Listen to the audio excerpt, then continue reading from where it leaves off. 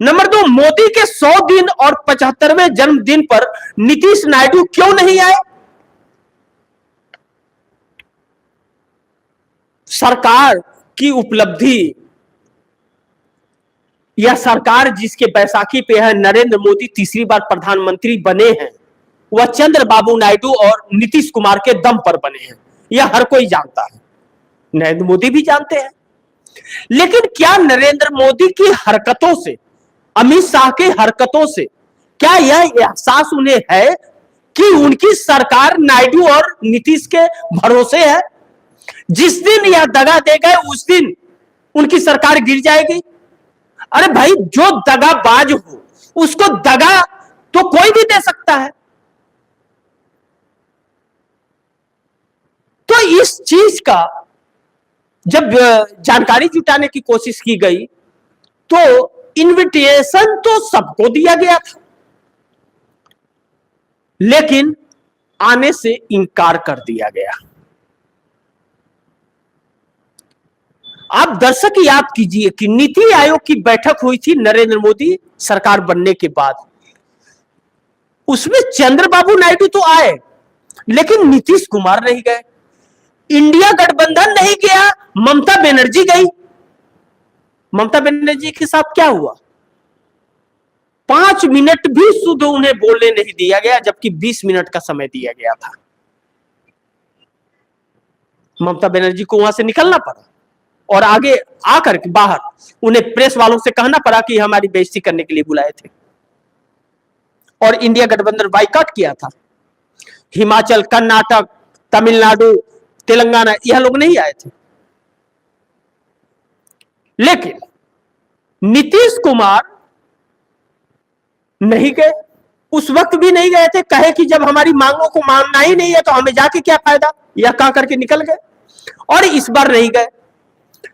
उड़ीसा के अंदर भारतीय जनता पार्टी की सरकार बनी है, वहां भी बुलाने पर चंद्रबाबू नायडू उसी दिन शपथ लिए थे और उसी दिन उड़ीसा का था।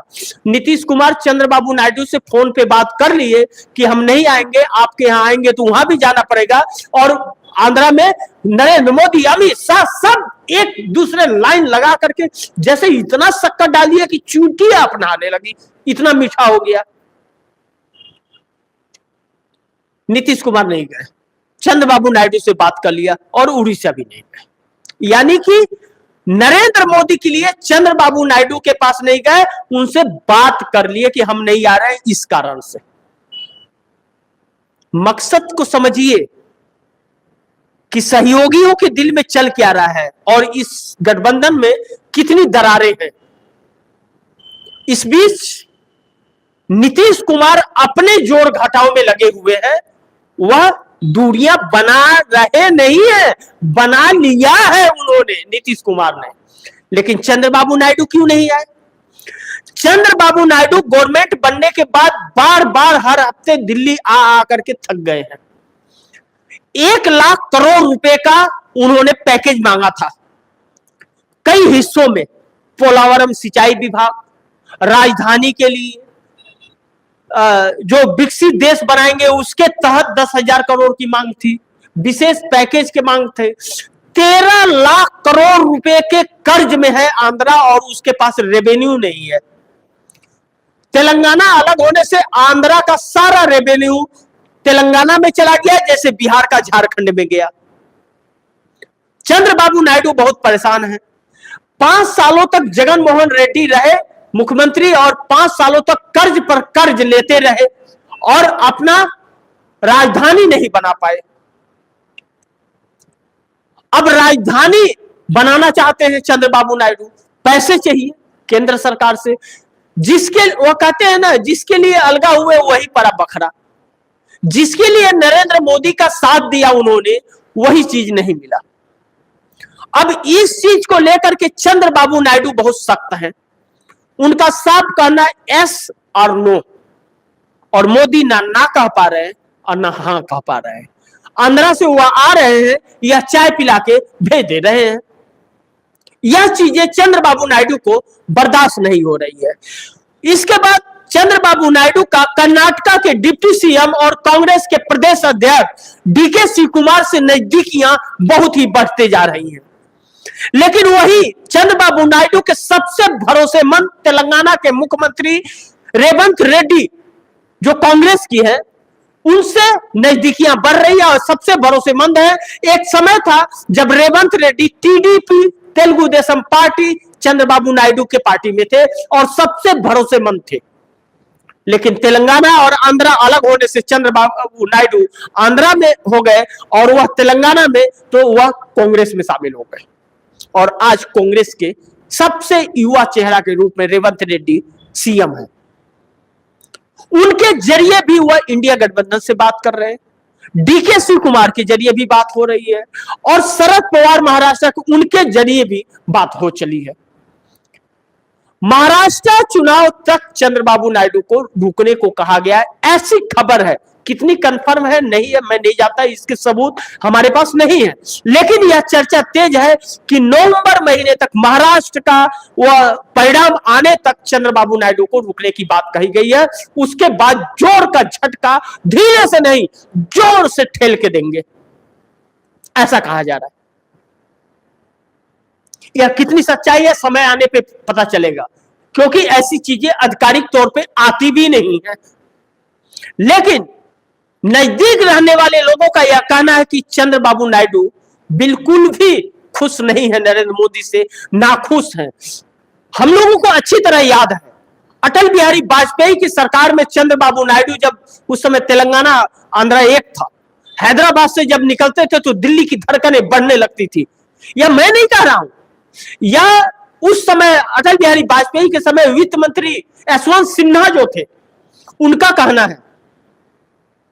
यशवंत सिन्हा कहते हैं कि जब आते थे तो धड़कनें तेज हो जाती थी और जब भी आते थे तो कुछ लेकर के जाते थे, आते थे तो 4-5 लोगों को साथ में लेके आते थे, सभी मंत्रालय में जाते थे और सब मंत्रालय से कुछ ना कुछ लेते थे। और नरेंद्र मोदी के कार्यकाल में सिर्फ ठेंगा दिखाया जा रहा है और उनके पास एक मंत्रालय है एयरपोर्ट जो अडानी का है, सिर्फ नाम का मंत्री। ना स्पीकर मिला, ना वित्त मंत्रालय मिला, ना गृह मंत्रालय मिला, ना विदेश मंत्रालय मिला, कुछ भी नहीं मिला।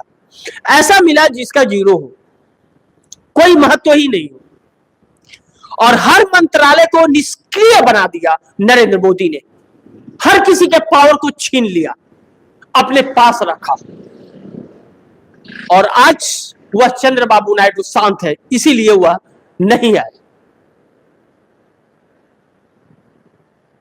दूरियां बना रहे हैं चंद्रबाबू नायडू और नीतीश कुमार। 75वें जन्मदिन पर भारतीय जनता पार्टी अकेले जन्मदिन मनाती रही, लेकिन अरविंद केजरीवाल ने सारा एकदम पानी फेर दिया ब्रेकिंग पर, खुद ही इस्तीफा दिया। और आरसीसी सिंह को जब उन्होंने सीएम कैंडिडेट घोषित कर दिया, विधायक दल का नेता घोषित कर दिया, और अब भारतीय जनता पार्टी का विधानसभा भंग करो। भारतीय जनता पार्टी ने अपने सीएम का इस्तीफा लिया क्या? मणिपुर के अंदर, मणिपुर के अंदर जो घटना घटी है, जितनी शर्मनाक घटी, कोई होता तो चुल्लू भर पानी में डूब जाता, लेकिन एक शब्द भी हमारे देश के प्रधानमंत्री ने नहीं बोला। यह दुर्भाग्यपूर्ण है। क्यों नहीं बोला? मणिपुर का म तक नहीं लिया। मणिपुर को स्वर्ग बनाने निकले थे, नरक से भी बदतर बना दिया। दो समुदाय कुकी और मैठी, एक छोटा सा प्रदेश, उसको नरक बना दिया। ना तो मुख्यमंत्री का इस्तीफा लिया, ना राष्ट्रपति शासन लगा, कुछ भी नहीं। और आज भी मणिपुर रो रहा है। यह दुर्भाग्य है इस देश का।